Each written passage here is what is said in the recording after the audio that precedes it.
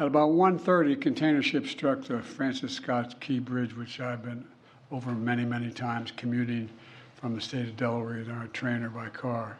I've been in Baltimore Harbor many times. And the bridge collapsed, sending several people and vehicles into the water, into the river. And multiple U.S. Coast Guard units, which are stationed very nearby, thank God, were immediately deployed along with local emergency personnel. And the Coast Guard is leading the response to the port, where representatives from the Federal Highway Administration, the FBI, the Department of Transportation, the Army Corps of Engineers, as well as Maryland officials and Baltimore Police and Fire, are all working together to coordinate an emergency response.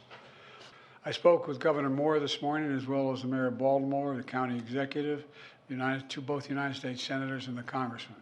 And my Secretary of Transportation is on the scene. I told them we're going to send all the federal resources they need as we respond to this emergency. And I mean all the federal resources. And we're going to rebuild that port together. Everything so far indicates that this was a terrible accident. At this time, we have no other indication, no other reason to believe there's any intentional act here. Personnel on board the ship were able to alert the Maryland Department of Transportation that they had lost control of their vessel, as you all know and reported. As a result, local authorities were able to close the bridge to traffic before the bridge was struck, which undoubtedly saved lives. And our prayers are with everyone involved in this terrible accident and all the families, especially those waiting for the news of their loved one right now. The search and rescue operation is our top priority.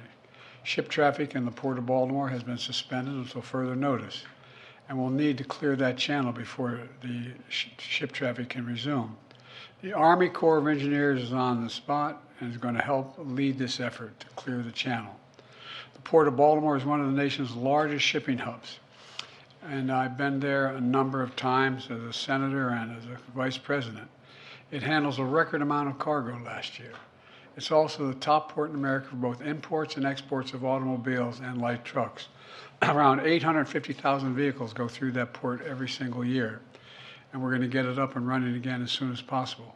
My transportation secretary is there now. As I told Governor Moore, I've directed my team to move heaven and earth to reopen the port and rebuild the bridge as soon as humanly possible.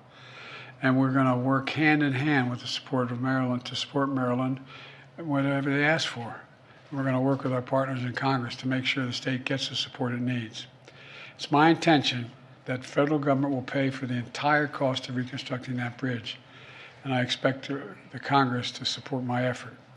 This is going to take some time. The people of Baltimore can count on us, though, to stick with them at every step of the way until the port is reopened and the bridge is rebuilt. You know, we're not leaving until this job gets done. We're not leaving until then. So I just want to say God bless everybody who got everyone harmed this morning and their families.